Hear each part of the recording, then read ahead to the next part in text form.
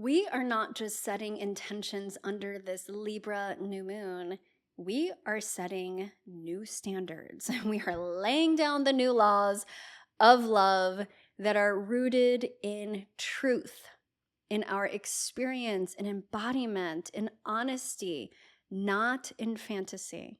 This new moon at 28 degrees of Libra arrives like a mirror, and she's really reflecting back everything that's out of balance, especially in our relationships, things that we've outgrown, everything that we're finally ready to let go.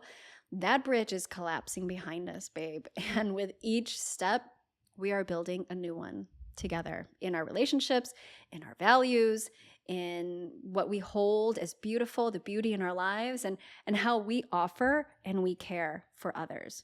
So this lunation is for the healers, the light workers, the visionaries, those in service who are ready to honor the truth within their own hearts in their relationships, not that version that keeps the peace at all costs, but the one that says, I honor my desires and my needs, and harmony is sacred. In this episode, we're diving into this Libra new moon. We're going to cover the Grand Cross, the tension, Pluto's square, Venus as a guide, of course, and why this lunation really marks a kind of graduation point that is asking us to get really honest about ourselves in relationship for ultimately collective healing. Hello and welcome to the Feed Your Wild podcast and Wildly Rooted Spirit. I'm Vanessa Rodriguez, if we haven't met. I am so glad that you are here. I am an intuitive guide, Akashic channel, and clinically trained practitioner. I'm here to help all of my healers, practitioners, mystics, light workers, those that are here in service to the collective, to healing in the name of love. I'm here to support you in your healing and reclamation of your gifts and remembrance of your soul path and the medicine that only you can bring. And by the way, if you are new to the healing arts or this path as a healer, light worker, mystic, or maybe you've been down this road for ages, but you're still curious, what might be your intuitive healing archetype? Well, I have a special quiz for you that's totally free, and take it 2 minutes. You'll find out your unique intuitive healing archetype. You'll get a full download report of the gifts, the shadows, the plant allies, gemstones, and more related to your particular archetype. You could go to wildlyrooted.com/quiz or click the link in the notes below. Let's first start off with the cosmic backdrop. There are some endings and beginnings happening here. This is the final quarter of 2025, and there's a crescendo happening. The outer planets, every outer planet, which we have mentioned before on the podcast, they're shifting signs, which is a big deal. We got Uranus that's just moved into Gemini. We have Neptune that is dancing between Pisces and Aries, as is Saturn. So Neptune and Saturn are going to have a conjunction in the 0 degrees sign of Aries, the world axis point, in February of 2026. So stay tuned for that. And then we have Pluto, who is moving into Aquarius and is at 1 degree of Aquarius right now. So Pluto, who has now shifted directions and is direct, which happened on October 14th, is squaring the nodes. So this is something that feels like, our power is being tested. The powers at be, issues of control, collective sovereignty, unearthing stuff as it pertains to what is not righteous, what is not in the name of the collective. These are not going to be some normal months that we are strolling into. And it feels like there's a lot of newness that we're going to be riding, especially in the air signs. So with Gemini and Aquarius, which very much are connected with our electrical bodies and nervous system and the mind, feels like there's going to be a lot of shifts and actions there, as well as, of course, tech and AI. That story is going to continue to play out over the next couple of decades and literally change the world as we know it. It feels like this placement here and in connection with Pluto in this way, there's just a dynamic relationship between where we are going on a spiritual level collectively versus the systems of control that are in place. What is going to shift, change, what's going to fight back. And I really feel like this direction, this general direction of the North Node in Pisces with this configuration is a call to live more in accordance with our spirit, infinite spirit selves and our deeper knowing. And in that way, how can we create a more loving and beautiful world? Is that possible? So I feel like we are walking across a collapsing bridge. I've spoken a lot about this time. Those of us who are alive are bridge builders, whether you are conscious of it or not. We are literally building a bridge, a new bridge with each step, and we don't know what is fully ahead. So it can feel a bit precarious. Now, leading up to this new moon, we had the Aries full supermoon, and that happened in the beginning of October, the 6th and 7th. That, for a lot of the people that I worked with, was a very emotional and seismic peak energy that still rings, like we could still feel the echo of that, but really peaked in the beginning of the month.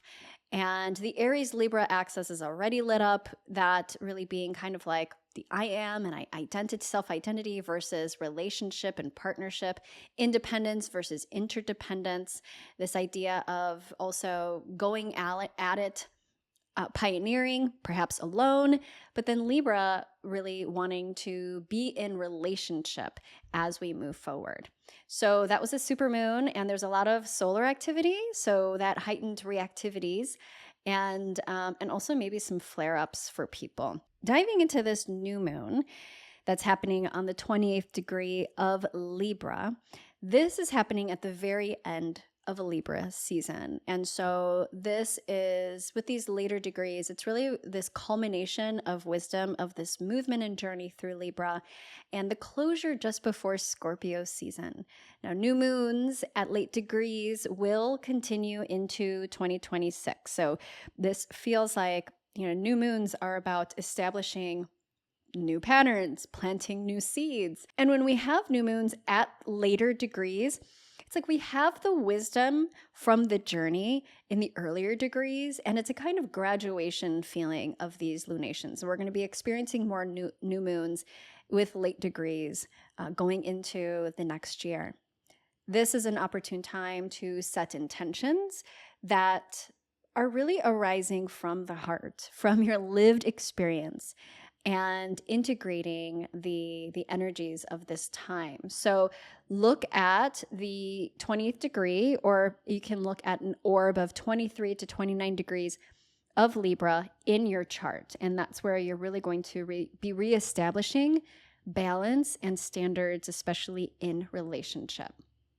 So let's first take a look at this sun and moon. The sun and moon are conjunct an asteroid called Astarte, or at least that's how I think it's pronounced. But when I looked into this asteroid, which I hadn't heard of before, the description of this archetype was speaking to a need and desire for comfort where one knows exactly what one wants and what one really, really wants and is not going to settle for any less. So there can be a tendency to be dominant in relationship and to get what you need. So in the shadow sense, it can be very self-centered and even narcissistic. In the higher expression, which we can hope for in Libra, it brings a level of autonomy and sovereignty that does not allow one to go into people-pleasing mode, but also without getting into narcissism or control. The message here that I get with this sun and moon, this new moon conjunct this asteroid is, first of all, anchoring into what it is that you actually desire, what it is that you actually need. And can you express that in your relationships, but in a way that is fair, that is clear, and that is uncompromising in the sense of people pleasing, but also not from a place of tyranny, domination, or self-centeredness. We have a Cardinal Grand Cross happening, a T square, which is always this like feeling of a pressure cooker. There's a lot of pressure when it comes with opposites and T squares and grand crosses. We have the sun conjunct the moon, the new moon, at 28 degrees of Libra. And then we have the square to Pluto, which is at the 1st degree of Aquarius. So out of sign, but nonetheless, it's still a square there. So that's really speaking more to the power restructuring and of society and the collective as it relates to the self. Then we have the square to Jupiter at 24 degrees of Cancer. And Jupiter is the magnifier and is really wanting justice and truth. Jupiter is one of the planets connected to the law, but is also the greater benefic. It's really wanting to bring the goods, to bring the wisdom and the wealth, and it magnifies any imbalances in Cancer of care. Lack of self-care or care for others, nurturance, justice, ethics here in relation to law, natural law, and legalities. So there's something at play here of Jupiter really wanting things to be corrected, exalted in Cancer, wanting the care to be there and to bring justice. And the new moon opposition to Chiron at 25 degrees of Aries. So that is the wounded healer in the fire sign of the pioneer, the warrior, and of the self. So there's some wounding that also is being looked at and is part of this greater conversation with this Cardinal Grand Cross. A cardinal sign is the sign that is the initiator of a season. And so cardinal configurations are really connected to action orientation, decision-making, movement, getting something going and started. There may be some sort of realization on an intellectual level of what might be at play. Perhaps we were journeying with it emotionally with Jupiter and Cancer, and now we're kind of piecing it together and intellectualizing it as well, especially with Aquarius, and it having to do with relationships. So this T-square is showing you where you may be out of balance, and the new moon is planting seeds for corrective intention. That may mean old relational patterns that don't serve you will end. New agreements may come into place, new standards, setting new standards in your relationships. It's okay if somebody can't meet you where you are. You have graduated that frequency, and oftentimes it can be sad. You can have a little bit of grief around that, but ultimately it's supportive for both of you if you can let it go, especially if you're not on the same page. So just some quick reflection prompts with all of that at play. You can ask yourself, where have I been keeping the peace at my own expense? All right. If you are the peacekeeper, the people pleaser, the one that doesn't want to stoke the fire, so to speak, are you doing that at your own expense? Is it costing you something? And what would reciprocity actually look like in this particular situation for you? What needs are you ready to voice? Again, with that asteroid conjunction, there's something here around voicing and communicating your needs. And have you been holding back on doing that, or have you been hiding that from yourself and just sort of denying? Now, we want to look at Venus because Venus is the ruler of this lunation of Libra, since Venus rules Libra. Venus is conjunct Maki. And Makemake, there's a whole story creation myth through ecological healing. It's connected with the story of Easter Island and collapse and regeneration from that. So there is something here around like restoration and healing or regeneration, perhaps restoring right relationship within yourself, within your own relationships that are coming to mind and heart right now, or even with the earth and, of course, with the collective.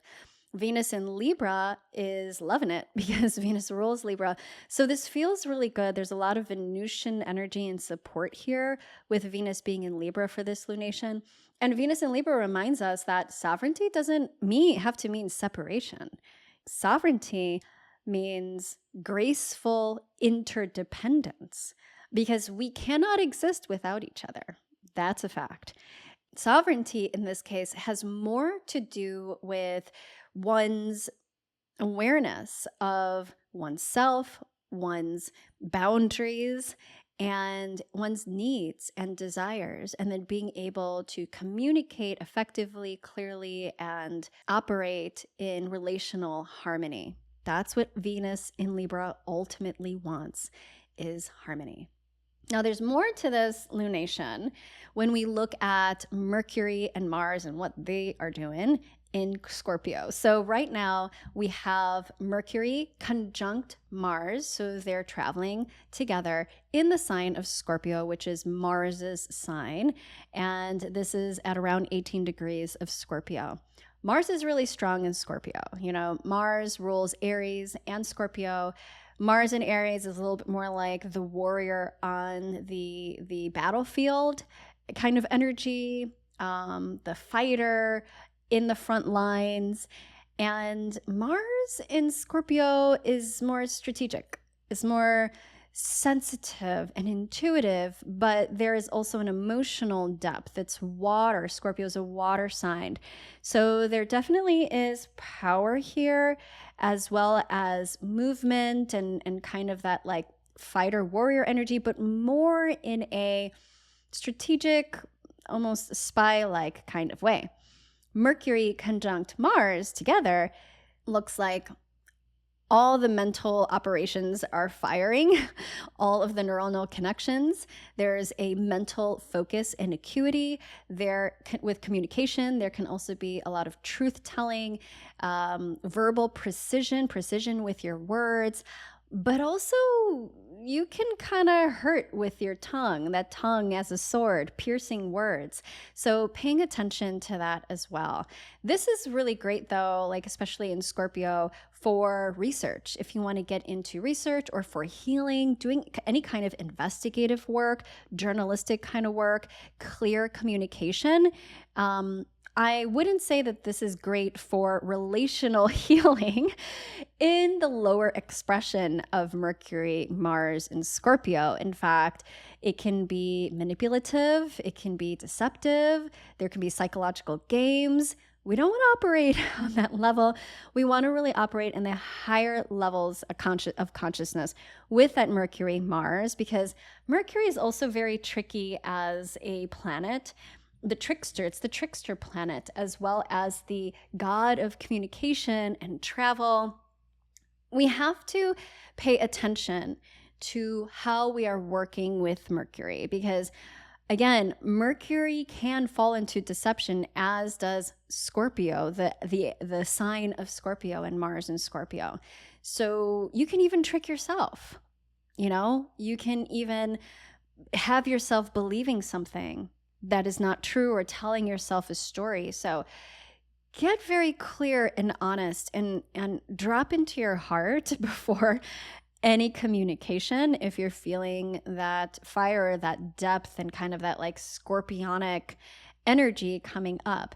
This can lead to transformation though through that radical honesty and inner bravery. That is a beautiful aspect of that Mercury and Mars in Scorpio when used well.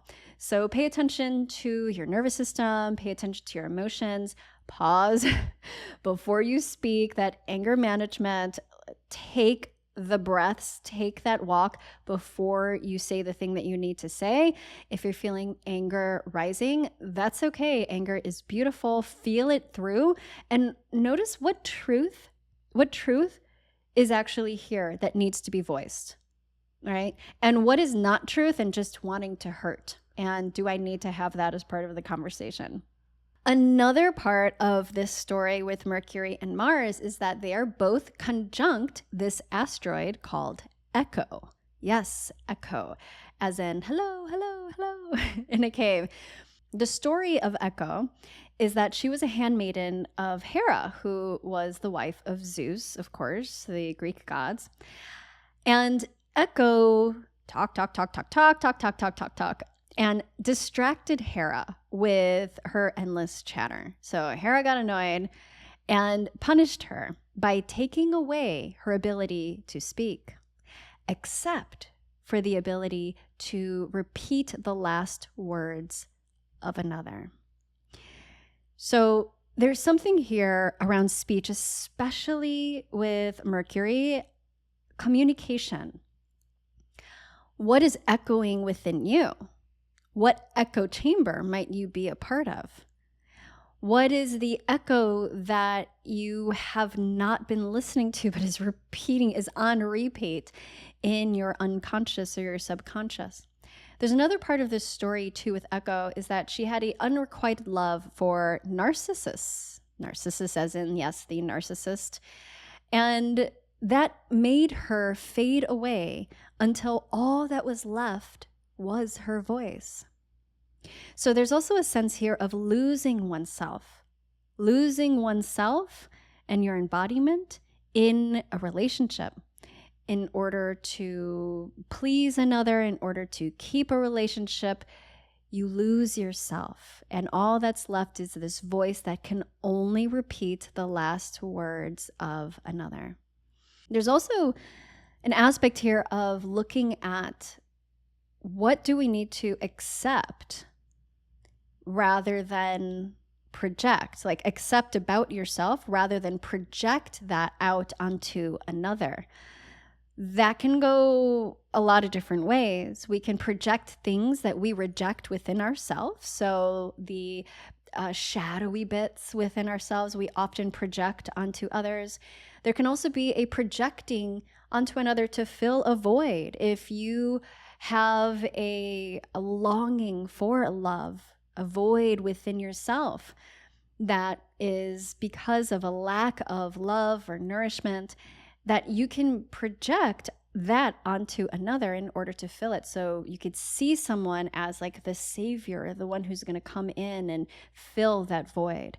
So pay attention to these, because Mercury and Mars right next to that asteroid in the sign of Scorpio is really speaking to the emotional depths and aspects of this. I mean, this is deep shit that is wanting to come up and be worked with. So we have to get really honest and compassionate with ourselves about this, and to not necessarily judge ourselves or get down on ourselves about these potential patterns that are uncovered, but to utilize this lunation to bring harmony and actual love, which is full acceptance and sovereign interdependence into the situation, whatever it may be.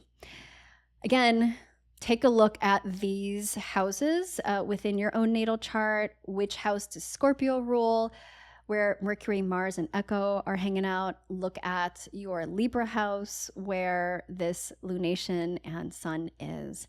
And that'll color in a little bit of the story as it pertains to you. One last piece here that I want to speak to is Neptune turning back on October 21st. Neptune is exact at 0 degrees of Aries, the creator degree.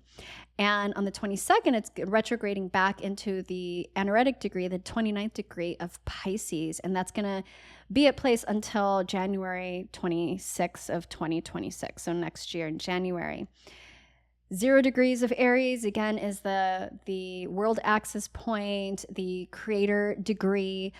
29 degrees of Pisces is like You've learned the lessons of all the Piscean journey you've been through, that ultimate dissolution. We're in that in-between, that liminal space. And then Neptune is going to go back into Aries along with Saturn. So what can we expect with that? Probably more water themes with Pisces, oceans, floods, watery emotions, mental health. Neptune is also connected in with drugs and pharmaceuticals and even poison. So taking toxins in like the bloodstream and the lymph in the waters of our body. So taking a hard look at all of that and riding the waves as gracefully as we can. So it really feels like Neptune in this final pass through Pisces is like the final clearing. It's asking, what illusions are you ready to clear before you begin anew, before you start again on this new template and field that is in Aries come 2026. This is also great for collective dream work. You know, we are experiencing this as a collective. Neptune, the planet of deception and illusions, but also of dreams and unity consciousness. So collective dream work can really be really beautiful here if you engage in dream work in your personal practice, and also supporting your psychic sensitivity because it will be heightened in this time. So doing all the tools and what you need and practices to ground yourself and support yourself in that way. Finally, we have the grand trine happening in the water signs. So I already mentioned Jupiter at 24 degrees of Cancer. You have Saturn and soon Neptune in Pisces. And then you have Mars and Mercury in Scorpio at 20 degrees. So that grand trine in water is really speaking to emotional waves, wisdom, and healing that is available through our sacred waters. Emotional maturity meets spiritual discipline. Saturn, Neptune, also Jupiter, Mars and Mercury, deep intuition here, anchoring our vision and our dream into form. That's Saturn wanting to really bring structure. This is ideal for shadow work, all of that beautiful, deep, subconscious work that you can do in this time. Any kind of therapy, somatic release, emotional alchemy work. Really great time to do all of that. Water trines really balance this, I'll say, cardinal chaos that's happening, right? So really tending to our emotional spaces and those watery places too. With all of that, I think the overarching theme is really about setting new relational standards. What are your standards for your relationships? Are they based on self-respect, on clear communication, on harmonious relating? There is no more peacekeeping at the cost of your peace of mind, right? There's no more sacrificing of the self and no more projections. Of course, we're human. We're going to be experiencing that. It's all about learning and moving from that, failing and failing up. Libra also, especially with Venus in Libra, I've seen this with a lot of folks that have this placement that there can be kind of that compare and despair quality. So moving away from comparison, moving more toward clarity of who you are and that you're the only one that really matters, right? In terms of who to compare to. Compare with yourself, with past versions of yourself, with adopted false identities that are maybe guiding you in certain areas of your life, recognizing gaps, but doing so without judgment, again, with that witness consciousness, and trusting your emotional intel as your compass. Hello, Mercury, Mars, and Scorpio, right? Emotional intel. And finally, declaring your boundaries that really feel like are based in your truth and from a heart-centered place. And maybe, checking that Mercury, Mars in Scorpio communication. Now, I'm all about the fiery tongue when it needs to come through. There are certain times and moments and situations where Absolutely. Like we can bring that fire and that depth that Scorpio brings, that sting. Sometimes that sting, the sting of the wasp or the bee or the scorpion can be medicinal. But we don't want to operate from that place as our baseline, right? That's the difference. On a collective level, we have this evolutionary process going on as literally life as we know it is changing. Power structures are rearranging. Hello, Pluto, right? Squaring the sun and moon, and at the first degrees of Aquarius. The laws and justice system and the social system are under scrutiny and review, and maybe there's some potential changes there on a collective level. We shall see. We also have Chiron, who is playing in on this lunation as well. Really the wounded aspects of the collective, perhaps the voices of marginalized people, really asking to be seen, to be witnessed, to be recognized and included. And there might be increased activist movements and like legal precedents that come in with Jupiter as well in Cancer. And like for the people with Aquarius there, Pluto and Aquarius, but I would say also for like families, protection and this kind of justice for the family and for those that we love. That's Cancer.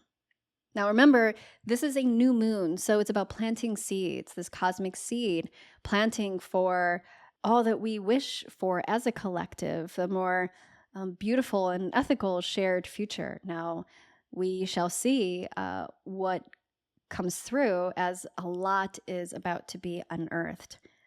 Now, one element that I wanted to bring in was the ancient Kemet god Maat. Now, Maat was not an abstract idea or archetype. Maat was considered the literal embodiment, living, breathing, natural law and order herself. So this is the rhythm that the galaxies move to. And she is truth. She is the equilibrium. She's reciprocity. She's justice. And this is not about punishment or judgment in that like more human, small egoic kind of way, but more as divine balancing and alignment. It's all in the name of harmony. In Maat's hand, she holds an ostrich feather, and I have this beautiful copper Maat ostrich feather. And I got this from Souk, S-O-U-K, which is an online shop by the Academy of Oracle Arts, Isis Indria. We had her on the podcast. This archetype of Maat and truth and this feather is very close to my heart, which is why I was called to receive this. But I wanted to show this to you as a physical and visual reminder of the feather, right? Light as a feather. And she holds an ostrich feather, Maat, against the human heart on a scale. So when we think about Libra and the scales, this is very much connected with this story of Maat and the scales, where she would place the human heart after they had passed and went to the underworld and weighed it against her feather in the hall of judgment. And if the heart was lighter than the feather, then it meant that the person lived in truth and honorably, unburdened by the shadowy bits, resentment, deceit, and that density that comes with imbalance. And that soul, with the light as a feather heart, could move freely into the eternal life. So Maat reminds us that every thought, every action and deed, every word that is spoken is an offering on that scale. It contributes to the weight of your heart on that scale. And every choice, a Libra is about choices. Every choice has a consequence, cause and effect. and that you have a choice. That's what free will is really about. But when we are operating at an unconscious level, just living out the story of our patterns and our wounds on an unconscious level, then we are not operating out of choice or free will. We are not the co-creators of our life. So that's why it's so important to really awaken to that and return to this natural law. So we're really asked here to keep our hearts light enough to be truthful, but in devotion to love, to something higher and greater.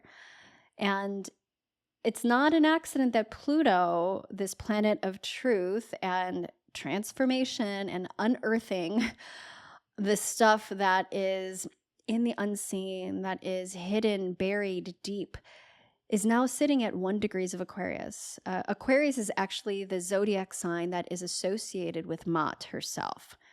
And Aquarius is, in the ultimate expression, cosmic order through community and through collective unity, serving the waters of wisdom, of emotional intelligence, of information through the sacred waters within our bodies and without, to the collective. Aquarius is the water bearer and the distributor of that, the higher mind that seeks fairness, and it's not through control. I mean, Pluto can be very much about control, but it's also looking at the structures of that.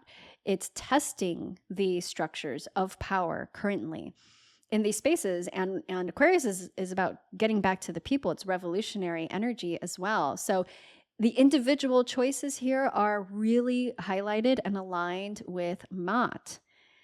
So this lunation in this late degree of Libra, this Libra new moon, is a point of weighing the heart of the moment. You know, Libra asks for balance. Libra asks for harmony.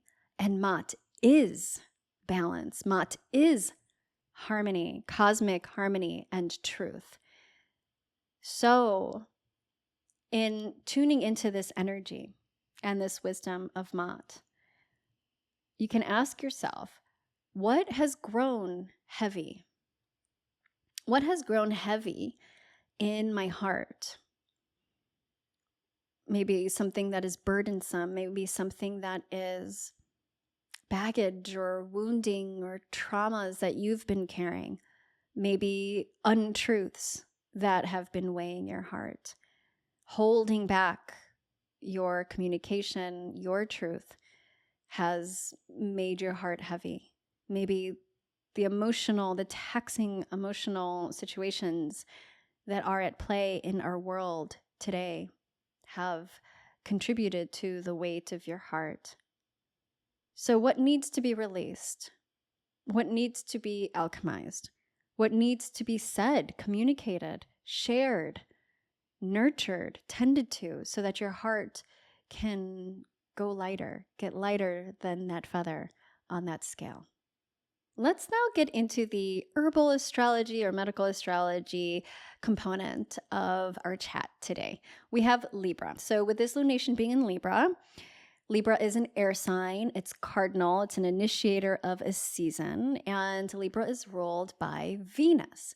When we look at the tissue states that Libra is connected to, now this is according to the energetic system of traditional Western herbalism, the tissue state is dry tissue state, but also damp relaxation. It's interesting, right? Because it seems like those are two sides of the coin. How can that both be true with Libra? Well, Libra is about twos and weighing things. So tipping the scale one way or the other, dry or dampness, and then through that dampness, relaxation. So, in terms of body systems, Libra is connected with anything that is double or two in our bodies, really.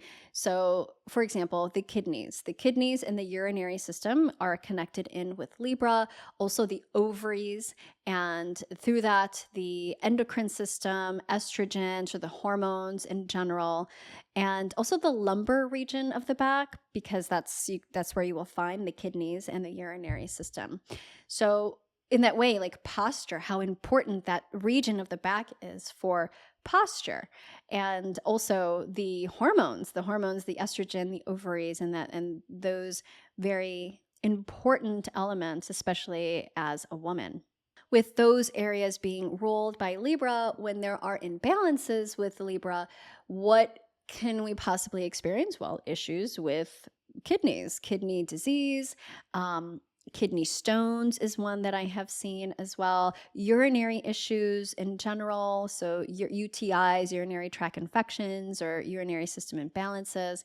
We can also see with Venus diabetes, sugar addiction. Venus loves her sweet stuff. So paying attention to any potential for diabetes or being pre-diabetic.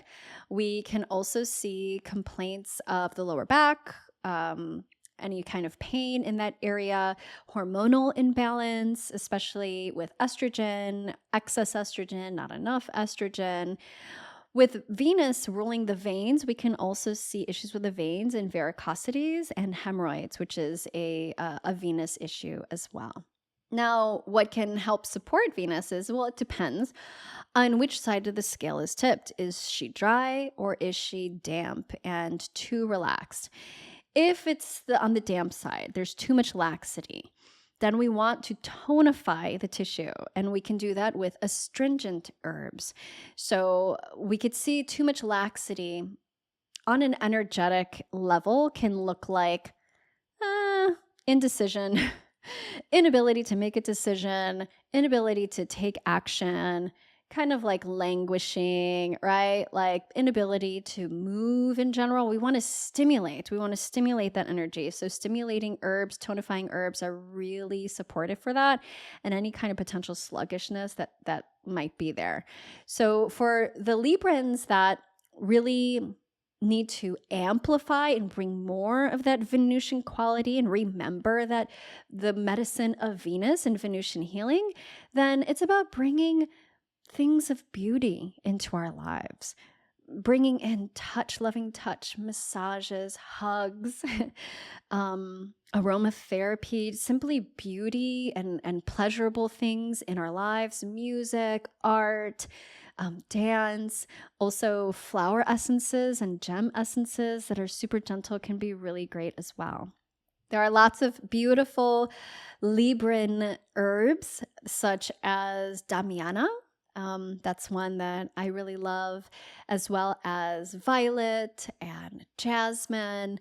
In terms of remedy herbs, like bringing in kind of a counterbalancing energy for Libra, we can see nettles, which is ruled by Mars, so kind of bringing in that movement to stimulate along. Also, black cohosh and burdock can be really supportive. There is ashwagandha as well.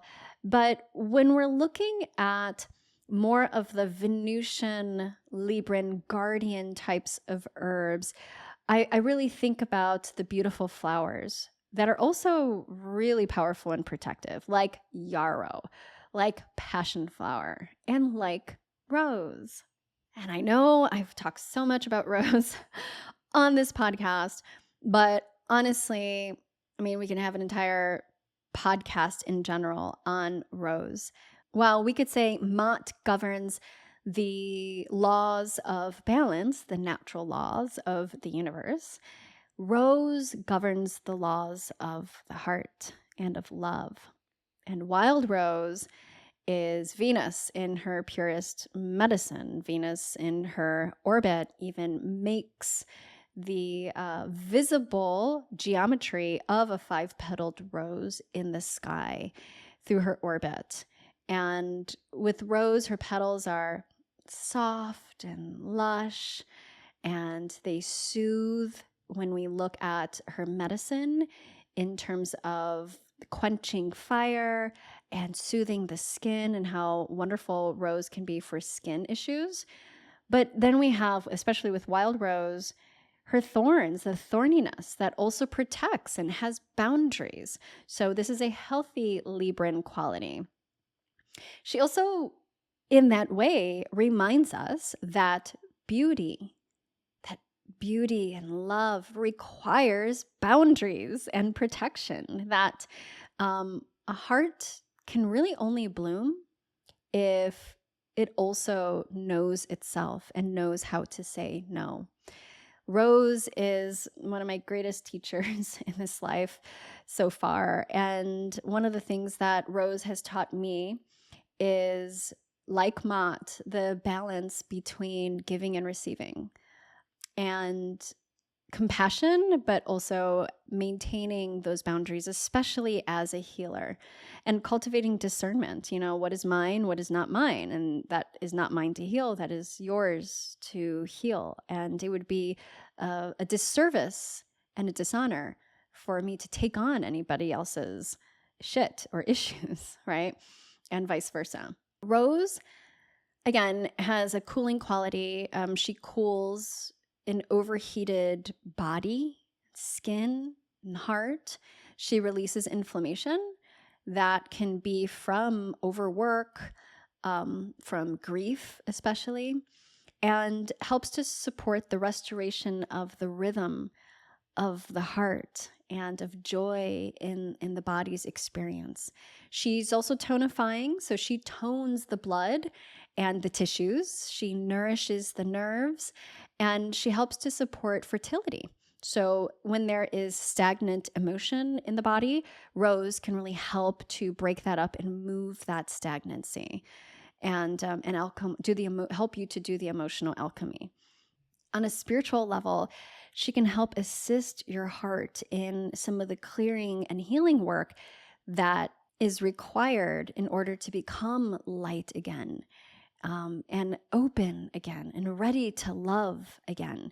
But this time without the overgiving and the martyrdom and victim consciousness and savior complex and all that stuff that complicates things. It's love that is more pure and honest. So you might want to work with her essence, as a flower essence, perhaps a tincture, an oil on your wrists, on your third eye, over your heart. Your high heart is really beautiful place to place that, as well as tea, making a tea or throwing her in your bath. Or simply communing with Rose, like sitting with the plant, the actual plant of Rose, breathing her scent in, really remembering that she carries the highest electromagnetic frequency in the plant kingdom and helps to attune your own vibrational field. Inside of my community called Bloom, which, by the way, closes today for a period. So we are closing doors on October 20th. If you are interested in stepping inside, it's our sanctuary for healers, mystics, light workers, practitioners, a space to commune, to exchange healing, to receive monthly Akashic answers from a monthly Akashic Q&A with me. But inside, I also have temple spaces, and one of the spaces is the Rose Garden. And so we dive into the medicine of Rose and Venus, and there's some beautiful ritual inside there for you if you feel called to that. We also have an upcoming workshop happening on October 30th that's all around ancestral alchemy and ancestral healing, where you will get to meet a well ancestor and do some release work together in community. So if you want to join us for that, you can only access that through Bloom, and we are closing our doors tonight. So come join us if it speaks to you. As with all of the moon musings, I like to close out with an oracle reading from one of my favorite decks that I love to weave in with our moon musings, the Herbal Astrology Oracle deck by Adriana Ayales. And so let's do this together and see what message would like to come through in this time with this lunation, this Libra New Moon. So you can tune in right now as I am pulling. I have your collective energy field here.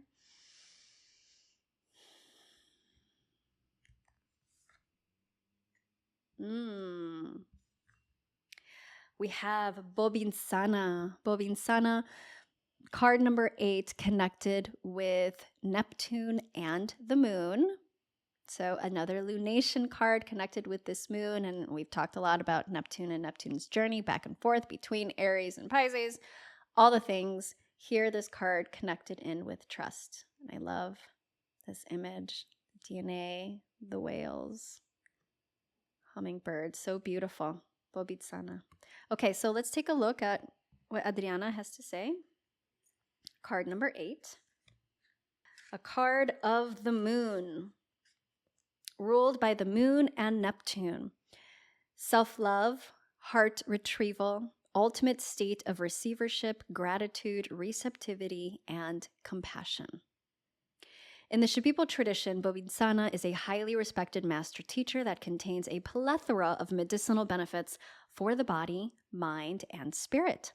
Native to the Amazon basin, many call the herb sirenita, or mermaid.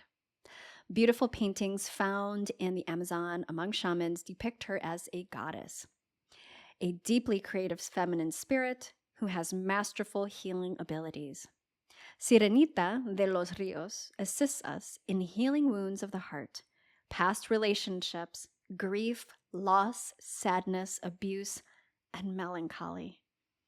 Bobinsana is often prescribed by a curandero or healer to heal wounds from childhood, for soul retrieval, or to heal a stunted soul from susto that left fragments of itself in a painful past. How perfect is Bobinsana for this? So I will jump straight to the guidance here that Bobinsana has. Bobinsana's bright and pink flowers bathe the energy body with the softness of light, awakening the inner pathways to unconditional self-love.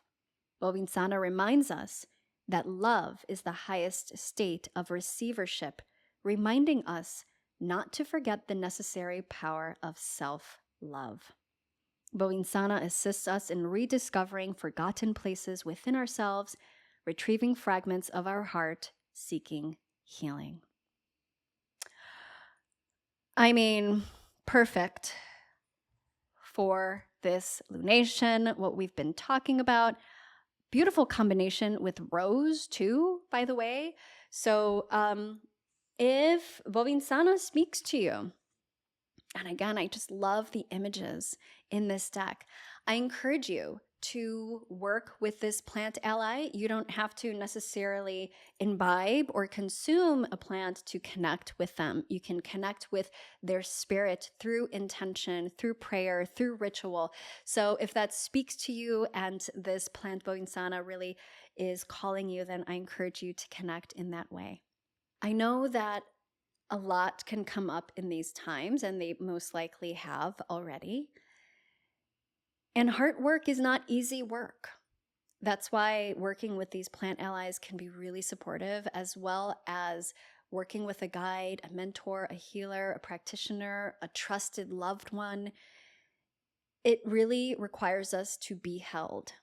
And that's why I created Bloom, a community where we get to be held as well, especially for those who are in service to others and so often do the holding for others. Where do you go to be held? So that's my prayer for Bloom. If you feel called to join us on the inside, there's no contracts. You can cancel anytime, and you'll get to participate in our upcoming workshop, Beyond the Veil, in connecting with a well ancestor and to do the deeper healing that perhaps themes are coming up around relational repairing, the restoration of harmony in our relationships, and what's required of us to lighten our heart, a la Maat. Thank you so much for tuning in, sending you lots of love, and until next time, be well.